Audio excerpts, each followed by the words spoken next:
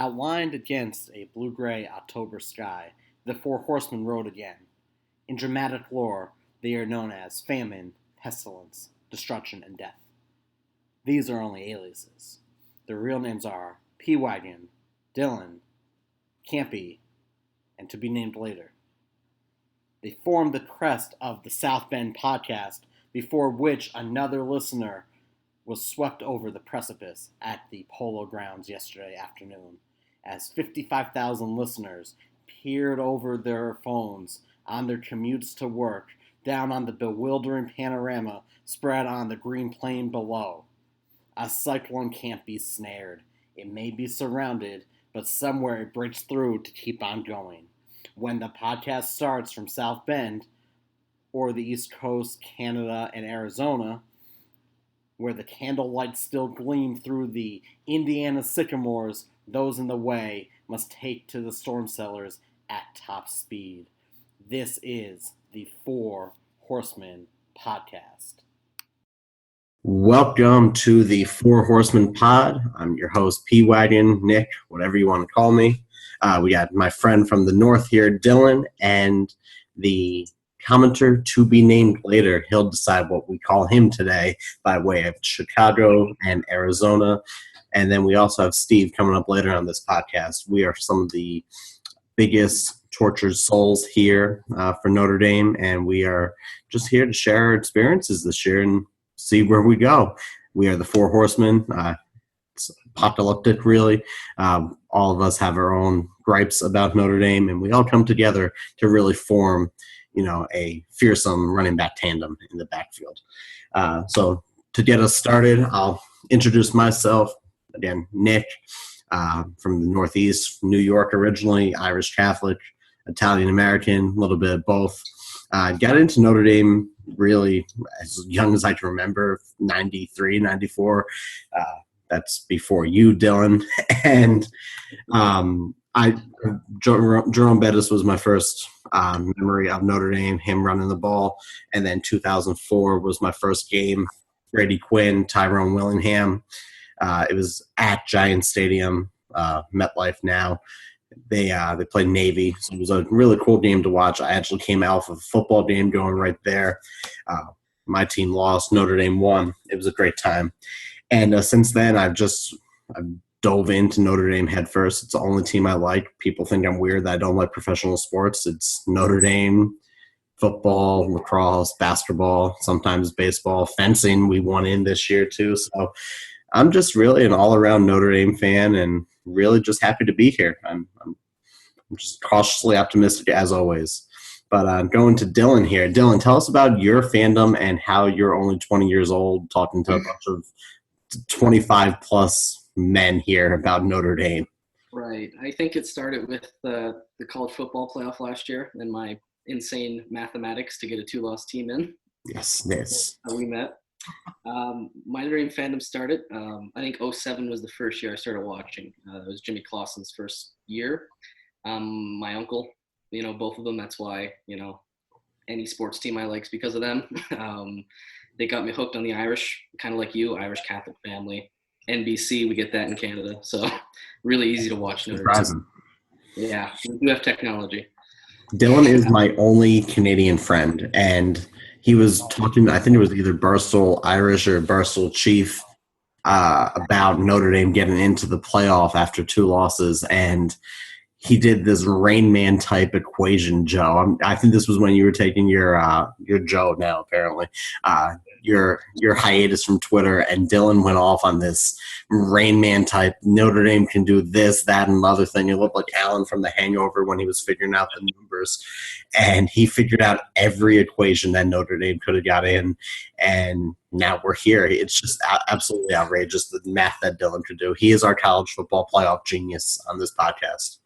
Yeah, it's funny because I'm not really good at math either, but, when it comes to football, I'll pull through.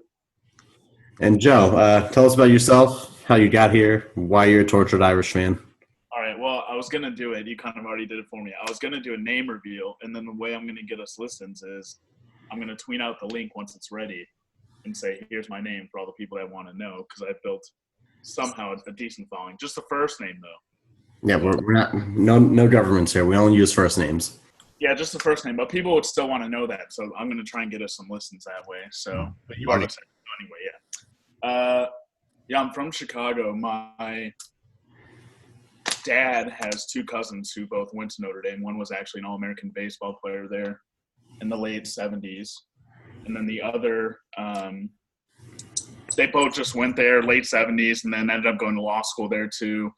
My dad didn't go there. My grandpa went there for one semester and then got drafted World War II. And if you're just from Chicago too, it's like really common to be a Notre Dame fan. Like you have some sort of connection somehow. So that was my main connection. My dad, it's hard to remember. He passed when I was 11, so I can't remember. He was kind of a fan, but not really. He was like into it, like it was like a cultural thing, like Chicago people kind of like Notre Dame, whatever. He took me to my first game. It was I can't remember. It was either 2001 or 2002 because he passed in 2003, and they played Pittsburgh. They played Pittsburgh both those years, so I couldn't figure it out. But that would have been that was right before Tyrone Willingham. That was when they still had what's his name, Bob Davie. Bob Davie, yes. He's at New Mexico now, or New Mexico State. I can't remember. I think he's like the AD over there or something. It's something ridiculous. I think he might be the head coach. I don't know. Maybe he's like the AD too. But they play next week, but that's just because I'm going to probably gamble on that game. But we'll talk about that later. Yeah, and who did they have? So that was when they had like Carlisle Holiday was either a freshman or sophomore. Matt Lavecchio. Yeah, like Arnaz Battle. And they were pretty good. I think one of ththose years they went like 9-3, and the other year, I don't know, they were pretty decent. Like they were kind of similar to maybe a couple of the teams of the past like few years we've had that have gone like 9-3, 10-2, like had some talent but couldn't put it together. So he took me to my first game, absolutely hooked after that, just like massive fan, never missed games. High school was the worst because we're about the same age, so you remember. That's like just getting relentlessly teased every single day by guys on the football team because of how bad Notre Dame was at that time. Like I think my freshman year, one of those years, 2006, you remember, they went like 3-9, and it was just terrible. I just heard it. Freshman in high school. Yeah, that was freshman year in high school. It was terrible. Man, but I was hooked. I never miss a game. I'm kind of like you. I don't have an NFL team. I'm not a Bears fan. I like the NFL, and I watch the NFL, and football is probably my favorite sport, but I don't have a team. So it's all about Notre Dame. Yeah, and kind of just going off of that, because I'll definitely get tweets of, you don't watch NFL, you hate football in America. I don't. I was a football coach for 4 years. I have no desire to watch football on Sunday, just based off of me doing football Monday through Saturday for 4 years. Sunday is Mrs. Wagon's time. We get to choose what we want to do. She's a Jets fan, unfortunately, with that fat-faced asshole at quarterback there. I try not to watch games with Sam Darnold on the screen. I hate him more than I hate most things in life. But, yeah, so that's just – people will think I'm a little weird for not liking football on Sunday, but I'm like 15 minutes away from Pottsboro. And it inconveniences my trips to Trader Joe's on Sunday. So that's where I'm at in my life. But, moving forward, Steve and I talked about this before or after, however we're going to splice up this podcast, about 2018. I'm cautiously optimistic. I would love to hear from you two what your thoughts are. I'm saying, 10-2 is the lowest that we can go and still make the playoff. Feeling real good about that, looking at the schedule with the powerhouses like Ball State and Northwestern on there. But let's go with Dylan. What do you think about 2018? What are your thoughts? 14-0, baby, every year. That's the life of a Notre Dame fan. I think it's a tough schedule. I look at some games, even Florida State's a game that we've been kind of overlooking because of how bad they were last year, but that's gonna be a tough game, right? They recruit well down there. Virginia Tech on the road, right? That's been the very hipster pick lately for the game we'll lose. It's gonna start with Michigan, obviously. So if you lose that game, yikes. But I think overall you pretty much hit it on the nose there. 10 wins is pretty much the base. Getting into hopefully a big bowl. But I think the playoff is realistic this year. We should be favored, I think, in most games, if not all games this year. And you just got to survive November. Now, with when you're looking at that, Florida State, you bring up a good point. Willie Taggart coming over to Florida State is worrisome. He's a good coach. He wouldn't be in college if he wasn't a good coach, but it's still Florida State. It's one of those games where we should have won a couple of years ago. That penalty wasn't a penalty, and just really, you have a couple of bad breaks there, and we're here where we're talking about being the outside looking in, and I'm glad you weren't around for that math because that was a rough one. And again, Virginia Tech, I was reading about it today. Kelly's been doing all this stuff with the weight room, and the first snap of spring practice was with a soccer ball. Like right. Chaos training. It's very just different. He's doing this whole chaos bullshit, and hopefully it'll work out. And I mean, we'll see what happens there. In about my lifetime, I don't think I've ever seen a Notre Dame USC game in LA that mattered for both teams.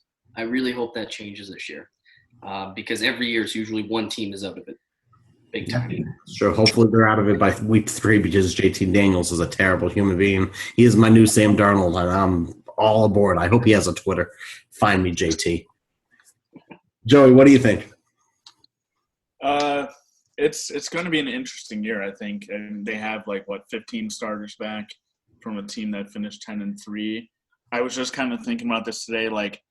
I think it probably is the best overall team they've had since 2012, since they went to the national championship, and it kind of reminds me of that team. Except I think that defense was a little better in 2012 than this defense, and then I think that offense back in 2012 isn't as good as the one we have now. So I was thinking about that today, how it almost kind of evens out. So this offense is better than that one.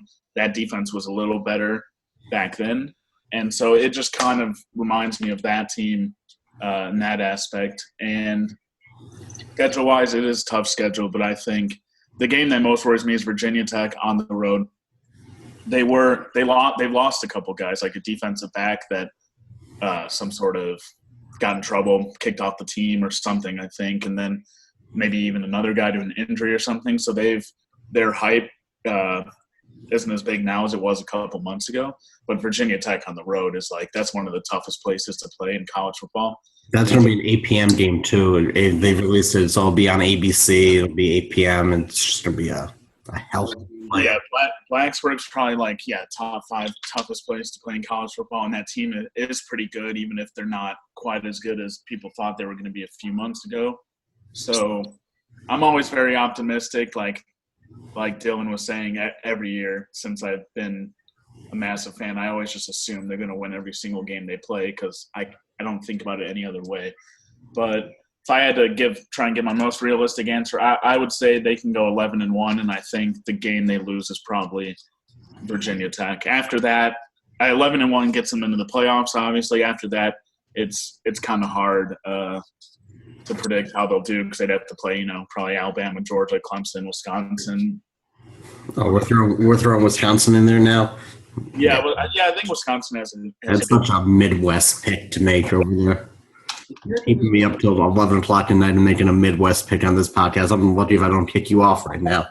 Wisconsin's one of the best teams in the country. I mean, we'll see. I'm still, I don't think that they'll make the playoff with Alex Hornibrook at quarterback. He's okay at best, but that's for another time here. Our focus is on Michigan, and it is Michigan Hate Week. It is officially Sunday when we're recording this. Just a friendly reminder for everyone out there, the binomial name for Wolverine is Gullo Gullo. Gullo means bloodiness in Latin. Gluttony is one of the 7 deadly sins. Don't be a sinner. Support the Irish.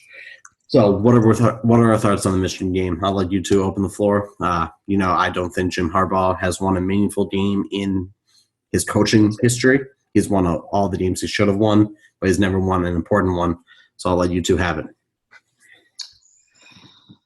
3, 2, 1. Michigan. Fight it. We hate Michigan, yes. I'm thinking it's going to be another blowout, but what are we thinking? I know the receiver's out now. There's some news about that. I didn't read too much into it. Yeah, one of their best receivers is out for the year. But their strength is their defense anyway. So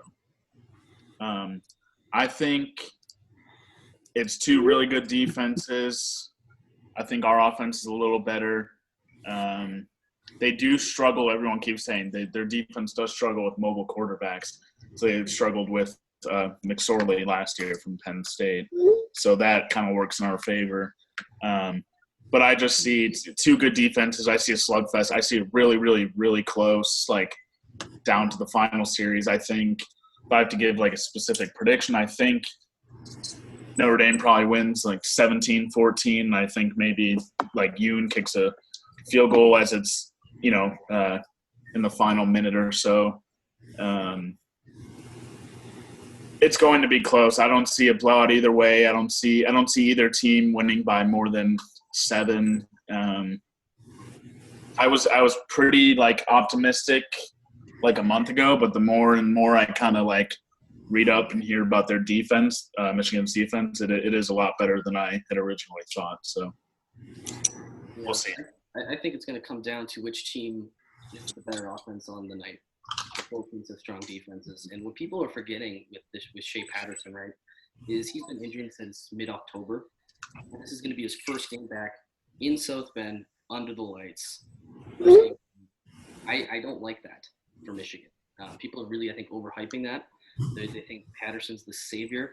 Look at his numbers against good teams that play defense, right? Alabama, LSU, Auburn, garbage. Notre Dame's a top defense, right? Those corners are finally good for maybe the first time in my lifetime, like a decent secondary. The front four is good. Linebackers are great. And South Bend's a tough place to play. We have a good record there. We have a good record at night there. And I think at the end of the day, it's which offense is going to get to 20 first. And I think that's going to be us. I think if you can keep them off balance. The big thing is if Winbush can make those throws, right? We know mobile quarterbacks can hurt Michigan. We know Michigan's secondary could be a little bit vulnerable if there's a weakness there. So you're going to have to beat them in the air at some point. If you can move the ball, play your defense, get the crowd involved, I think Notre Dame wins. I would like for it to be by 40, but I'll take a win by anything. I completely agree with both those statements there. When it comes down to it, Shea Patterson may be the new savior of Michigan, but he broke his leg or something happened there, and he hasn't played a meaningful down of football in God knows how long.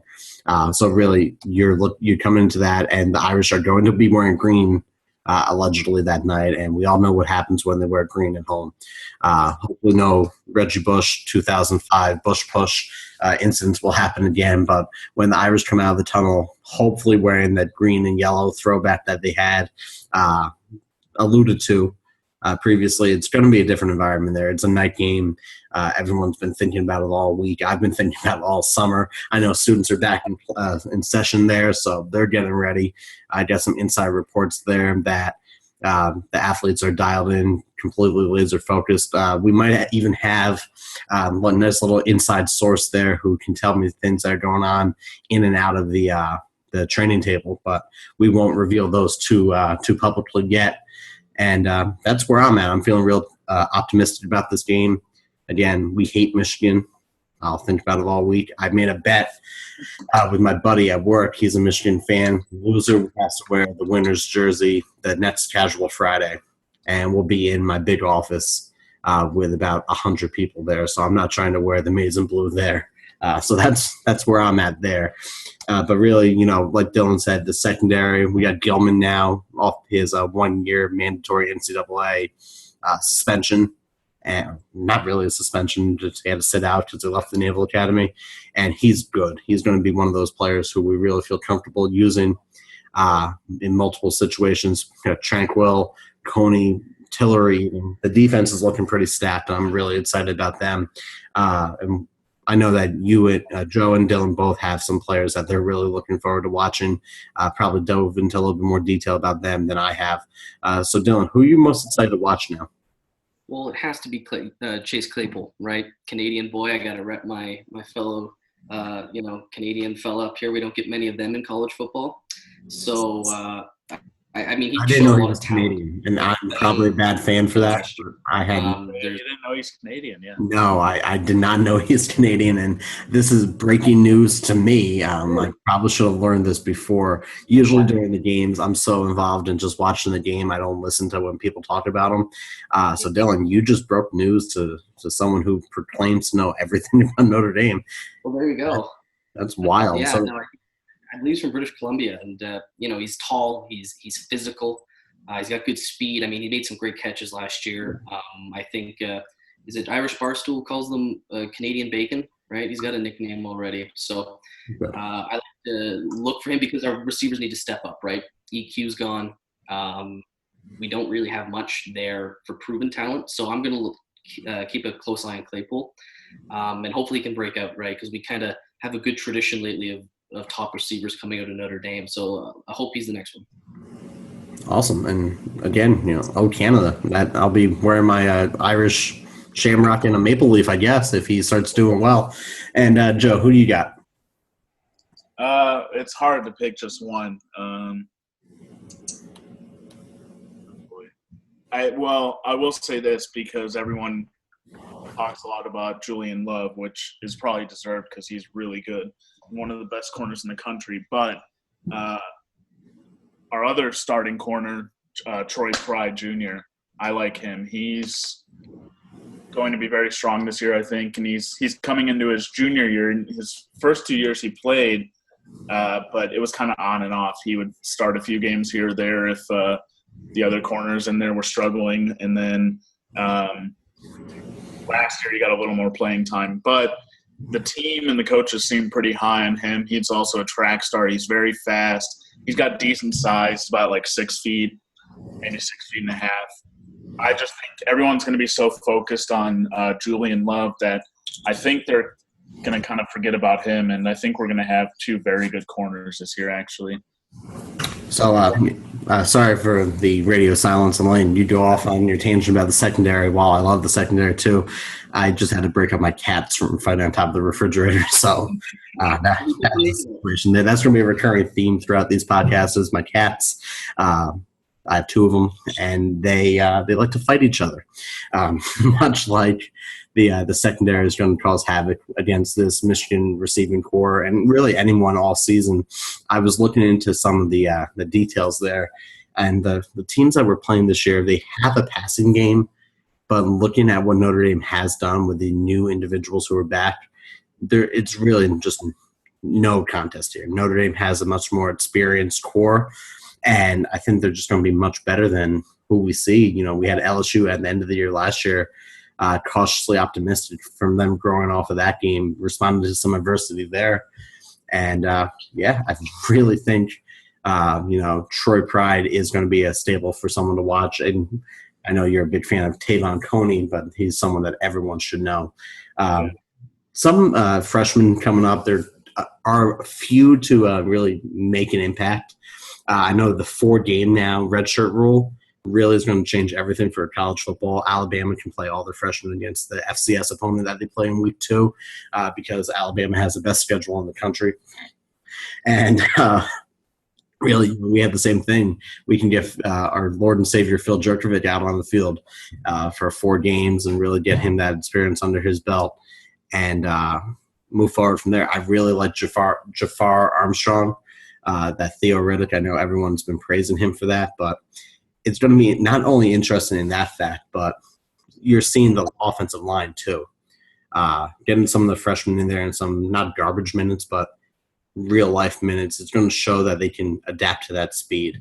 And what are your 2 thoughts on the freshmen that we have coming up? Anyone that you really think is going to make an impact? Well, I like a bunch of them. As far as like an impact this season, I think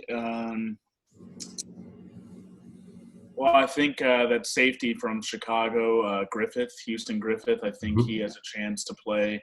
He's probably the most talented guy they had in the whole recruiting class, and he, size-wise, everything, he looks like he's already ready, and he could easily play. And our corners are definitely stronger than our safeties. There are still a couple of questions at safety, like with Gilman we do think is going to be good, but Coleman, even though he's a senior, he has struggled at points. So it wouldn't surprise me to see Griffith get in there.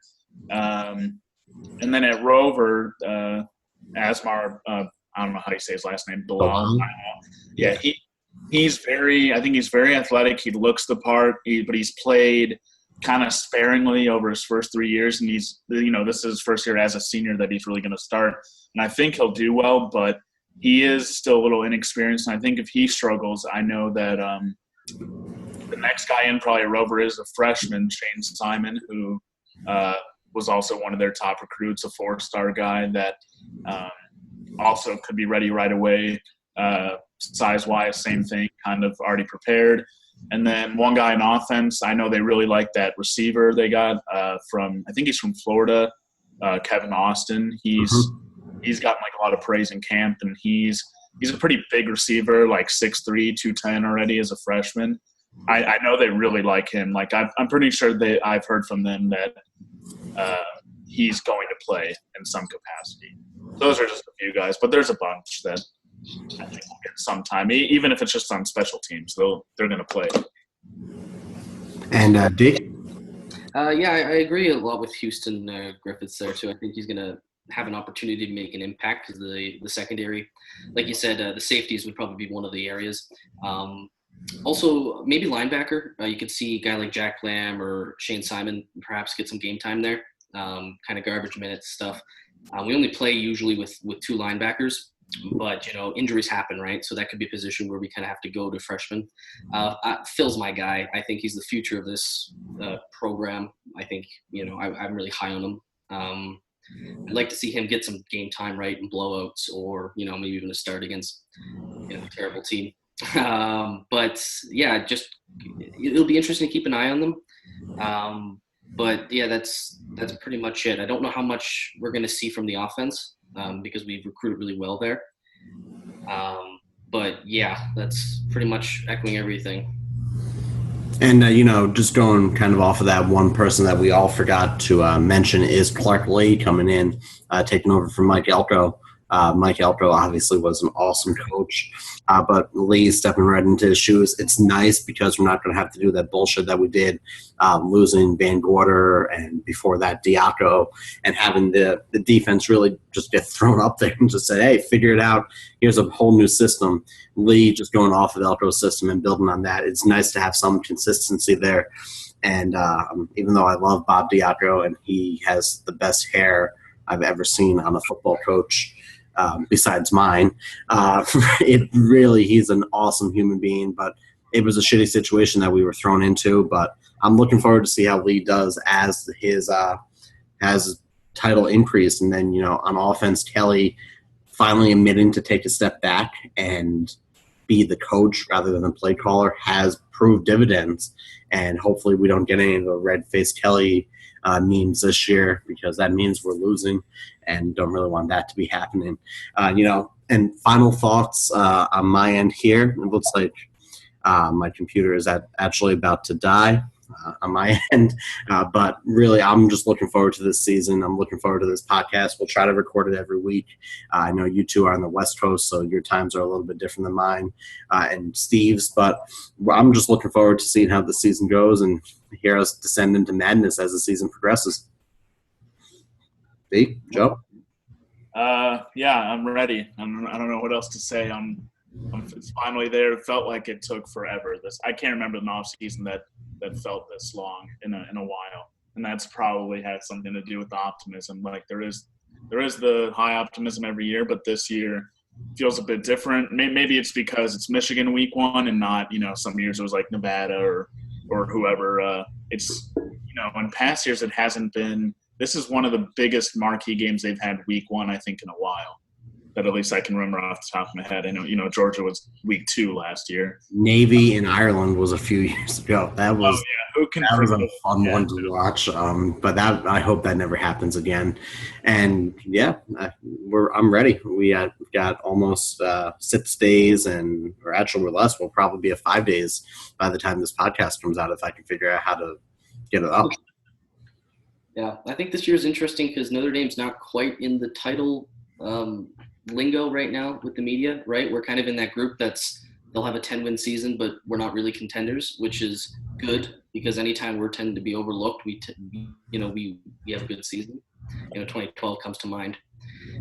So I think that's why it's kind of exciting too. One thing I talked about earlier, I should correct myself. I had mentioned that Michigan, if there's an area on their defense to go after, was the secondary. I should clarify. I meant more the safeties, where they have two great corners there in Michigan. So in case anyone's listening, I meant more the safeties there.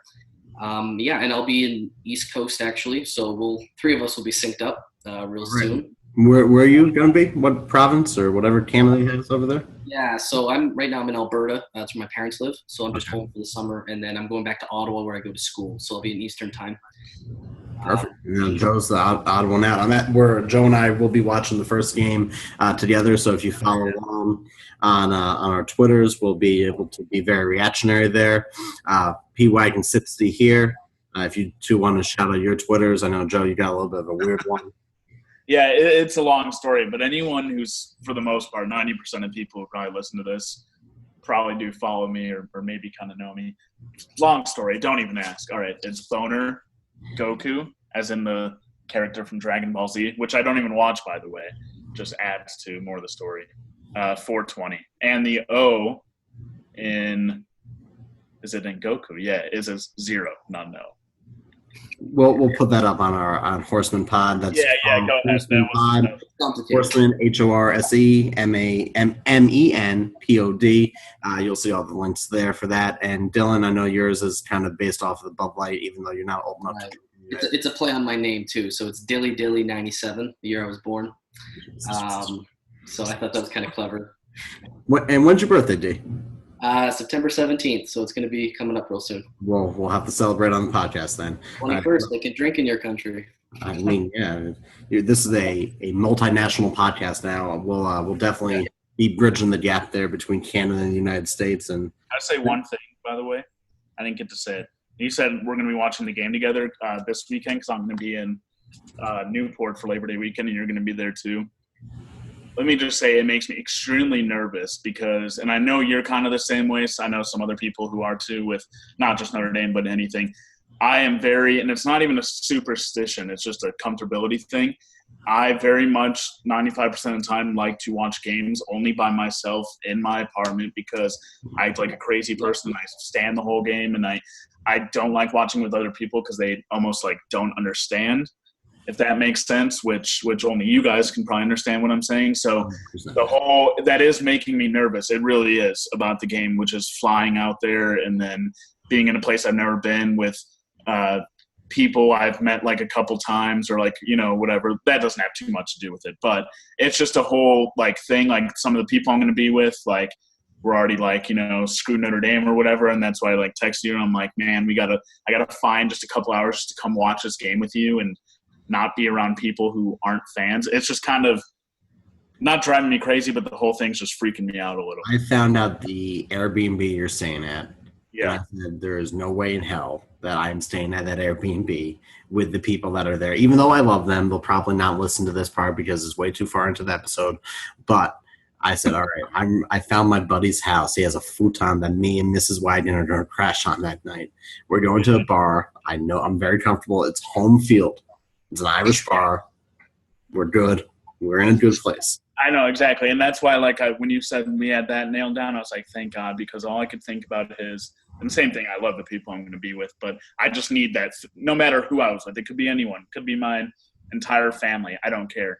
Whoever I'm with that night needs to understand that I need, like, 3 hours with someone who is just as big of a fan with me, watching nothing but the game. And even then, even watching at a bar with you makes me nervous because I do not like watching around crowds. Again, I won't talk to you. We'll sit in silence for 3 hours if needed. I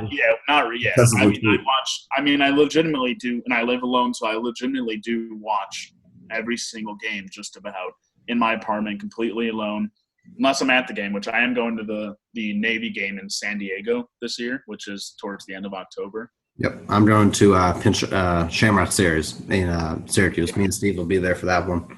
Yeah. So anyway, I know I kind of rambled on there, but it really does. It really does make me uncomfortable.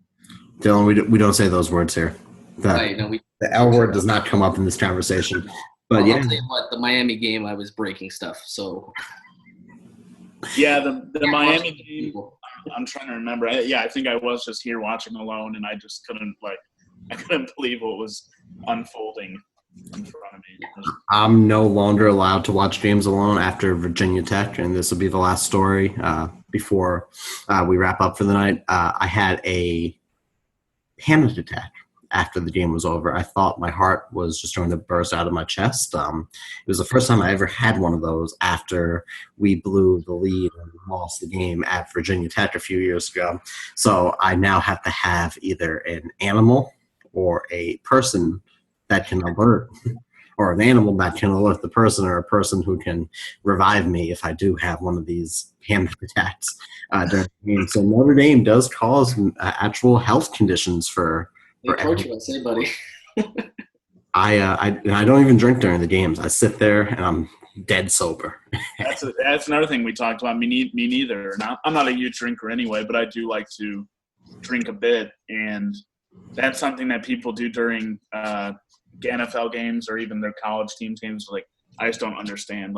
I need to have kind of a clear mind because I like to watch certain guys. It sounds nerdy, but but it is what it is. I like to be able to watch certain guys and break down what they're doing. And if I'm drunk, I can't really do that. I just like a sober mind. And even after games, I'll drink, if they win or even if they lose, usually that's both I drink. So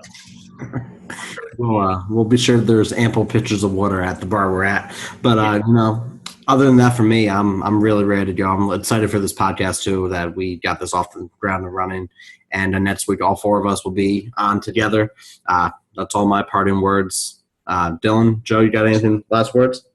Go Irish, beat Michigan. Yeah, I'm trying to think of something clever, but I'm really not that funny. Even on my Twitter, I said the other day I've lost my fastball. So we'll work on it. Yeah. I have something funny. When I was younger, my uncle went to a Notre Dame Michigan game, and he got this T-shirt for me, and it says Rudy would have started at Michigan. So I wear that all Michigan week, every day. And on that note, I think that's a great way to end it. Rudy would have started at Michigan. All right. Be sure to follow us, Horseman Pod on Twitter, and catch you next week. Go Irish. All right, cool. We are all set up. We are a few glitches here. It's the first game of the season.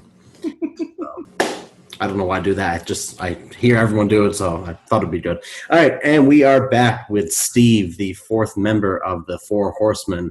And Steve, I understand you are a tragically longtime suffering Notre Dame fan from your Twitter bio. It's been a very, very long time. It has been. 2012 was probably the worst year of my life.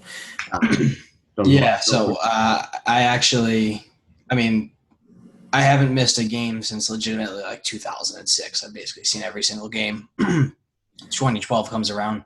I'm actually I was up in the mountains, up in Vermont at my friend's house, and I think it took maybe 6 minutes into the game for just my soul to just leave my body, and that was it. I'll just never be the same.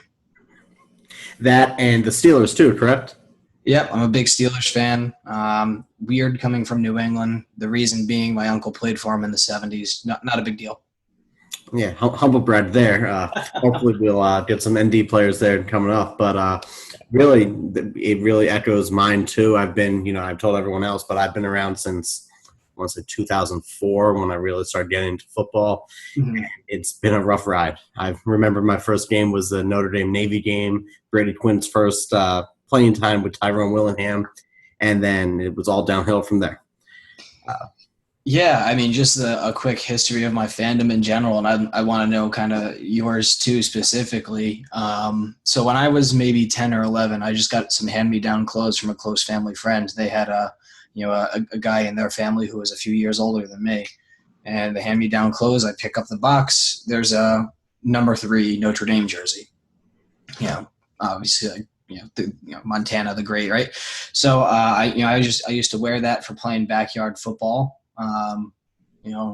Around the neighborhood with all the kids, all my friends hanging out and tossing the rock around. And that was right around when NCAA football franchise started to come out. Rest in peace. Yeah, R.I.P. and P. I actually still legitimately play that to this day. You and me both. Yeah. So yeah, I mean, that's when I started playing the game, getting more and more into college football. I liked Tyrone Willingham as a coach for as much as you could like a coach when you're 11 years old and don't understand the game. And then he leaves, the Weiss years come, and then 2006 is when I actually came to the realization that holy crap, Notre Dame actually plays every Saturday, like on national television. Like I could actually watch them. So from there, I mean, it started with a jersey, then to a video game, then to actually learning that yes, the most storied program in history does in fact have their own deal with NBC, and I haven't missed a game since, to my dismay. Mine, I'm pretty similar with that. I started in 2004, started playing a little bit of football, realized that baseball wasn't the sport for me. I remember some games in the 90s vaguely that my grandpa made me watch with him. I really came from my grandpa, everything. He's Italian-American, much like you, but he really jumped into the Irish Catholicism of Notre Dame, and that was the goal for not only me but my whole family. That was the school. I didn't get in, went to another Irish Catholic school on the East Coast, but at the same time, it was always Notre Dame no matter what. And really, I don't know, it's kind of hard to pinpoint that exact year, but I remember 2004 very vividly. Yeah. It's out of my mind. But same thing, playing football, Notre Dame was my team. I can name Chris Zorich as my first idol. Back then, Jerome Bettis and everyone else was looking at, the NFL players at that time. But I am who I am. But really, it's been a rough time, and I'm just really excited for this year. I think I've read some articles today, and things are shaping up, hopefully, to be better than last year. I mean, we're right on the path. Right, it's late October. It's late August, beginning of September. So naturally, we are at an all-time high. The world is great. There's promise. There's hope. And then, give it like 6 weeks. It's all crumbling down eventually. Unfortunately. But what's your prediction for 2018? Let's see. I'm just going to hop through it if you hear me clicking or tapping. Just looking now at the schedule. Obviously, we got Michigan at home, Ball State at home, Vanderbilt at home, on the road at Wake Forest, which actually I think it has the makings of a trap game. Yep. Then we got at home against Stanford, which we actually do pretty well at home against them. On the road, it's an atrocity. On the road at Virginia Tech, at home against Pitt, at home against Navy, but I think that's in San Diego. Yeah, I figured that was going to be a third-party site. And then at Northwestern, at home against Florida State, at home, quote-unquote, against Syracuse. That's going to be at Yankee Stadium. I'm actually going to that game, aren't you? I just got my tickets. You can meet Grandpa Wagon going to that awesome. one.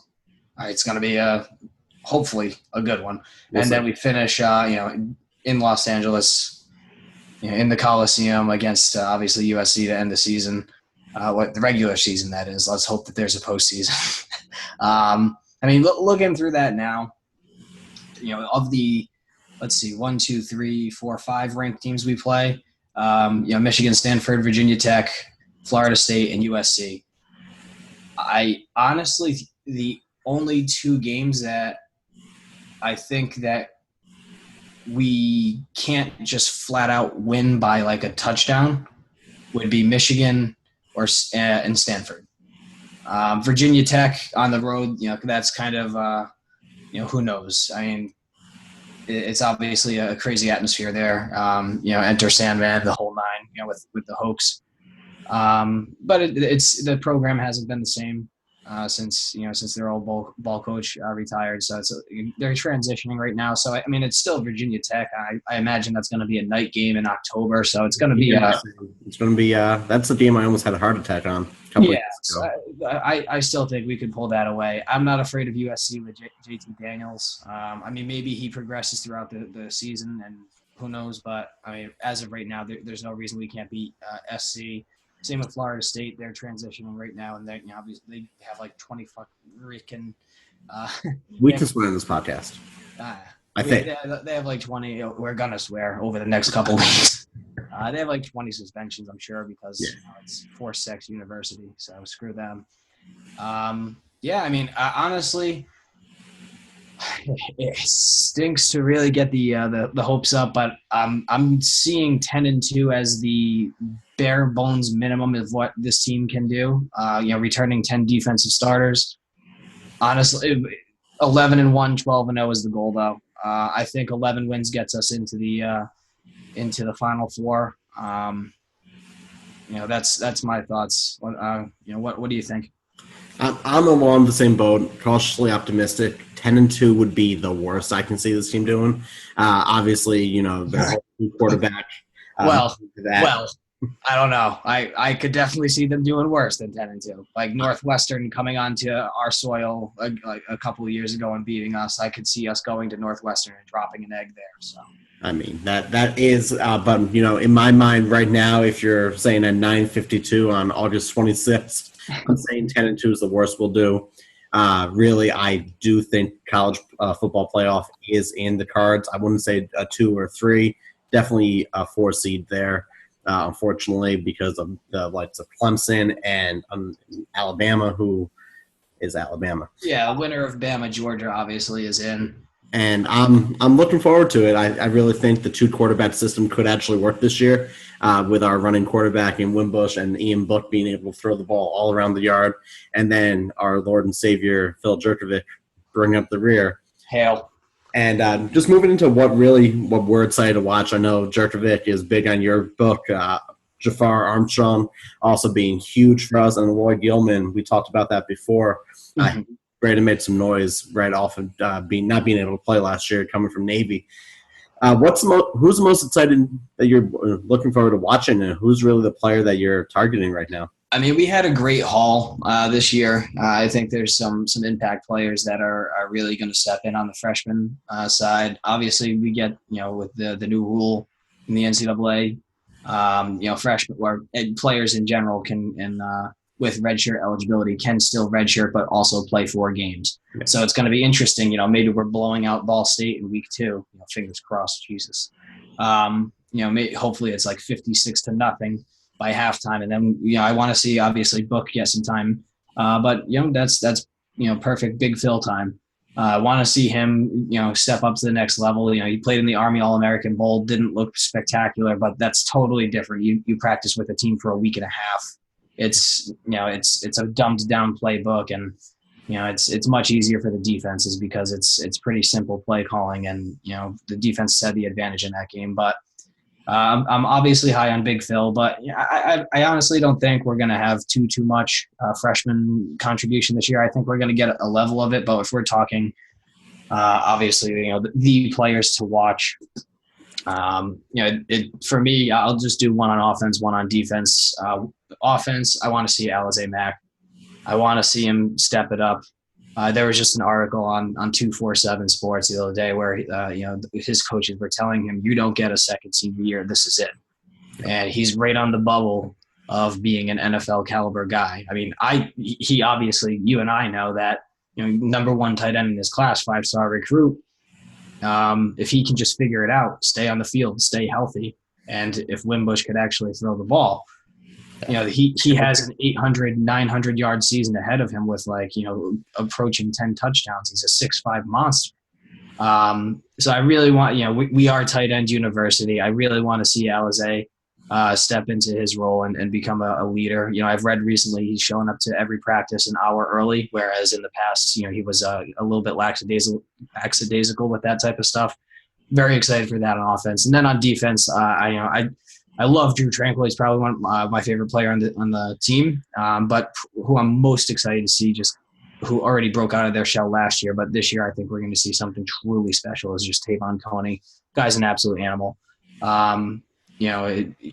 We've just been on a good run of getting linebackers, with the last 2 hauls and the last 2, classes, last year's freshman class and this year's that we're working on currently. We're going to have some great linebackers coming in, and I think, I think Tavon Coney is kind of setting the pace of what we can expect from all those guys. He is just something special, totally game-changing speed, and he can really lay the lumber on somebody when he gets them. And, moving forward with our new defensive coordinator, having the kids who have been there before really does help in that regard. You're seeing the senior leadership step up from what I've been reading. Kind of on an alternate note, Kelly has been doing wreaking chaos throughout the practices, as our friend Catherine let us all know about. He made the first snap of the preseason spring ball was with a soccer ball. So that was interesting. And he's been taking kids off the field, players off the field, playing with 10 men, 9 men, just so they could adapt. And Tavon Coney, Drew Tranquil, they've all stepped up. Even Tillery, coming off the stomping from a couple of years ago, stepped up to become that senior leader that they were looking for, which is really promising moving forward. Yeah, absolutely. Who do you have in mind, excited about any freshman contributors potentially, and what's your Armstrong used to follow me on Twitter, so I really got big on him. Huddle, I was really big watching him, all the his highlights. I like him a lot because he has a dual running back wide receiver kind of tandem that you're looking like a Riddick. Yeah, very Riddick-like. There again, Gilman. He's not a freshman, but he's coming from Navy. He was I believe he was a leading tackler on the Navy defense. Yeah, he was. Which is pretty impressive because they played the triple option. He's coming down from that safety position, so I could see him make an impact right there. And then, of course, my favorite, Chris Fink. I won't fair catch Fink. And I just like him. I hope he doesn't not fair catch. I really need him to learn the value of field position because he's stopped my heart a few times in the past. And then, we always had Ian Book right in the back, right, waiting to be that Brady Quinn type character. So I'm excited. Yeah, I mean, I definitely like Book. He's got a lot of grit. The only thing I don't want, because this is seemingly Winbush's last season, right? Does he have any eligibility? I think he has one more year. He has one more year. Yeah, but this, might be his last season. I'd obviously like Jerkovic, however you say it. I don't even know. I'd like him to obviously redshirt this year. He got to get his 4 games, get some practice in, and then come in next year and just start slinging the rock around the yard because I've seen that Lawrence Keys, keep an eye out for him. He has like that Antonio Brown frame. He's about 5'10", 180. Mm-hmm. He seems to be like one of those quick guys. I think that, as a true freshman, he might contribute. And then I'm really excited to see his career shake out for the next 4 years. So a lot of promise, a lot of upside. Obviously, it's Notre Dame. We always have a ton of talent. It's can we put it all together? And I think Brian Kelly's a really good coach. But I think it's going to take great coaching to get us, into the playoff. And is he capable of great coaching? Yet to be seen. Totally agree with that. And I'm going to let you go. I know you got your early wake-up call. Our friends on the West Coast don't have to worry about that too much. But Ben's Dylan. And what's your prediction? What are we looking at this week? Hopefully this podcast will be up and running by Saturday. Who knows? Yeah. On me to figure out, but absolutely. I don't like to dabble in Notre Dame predictions because it's too emotional for me and too close to the cuff. But if I were to just have a gun to my head, I'm gonna say 34-17 Notre Dame. Love it. All right, Steve. Look forward to getting all of us together next week. Hopefully Dylan doesn't have any more vacations going up in Canada.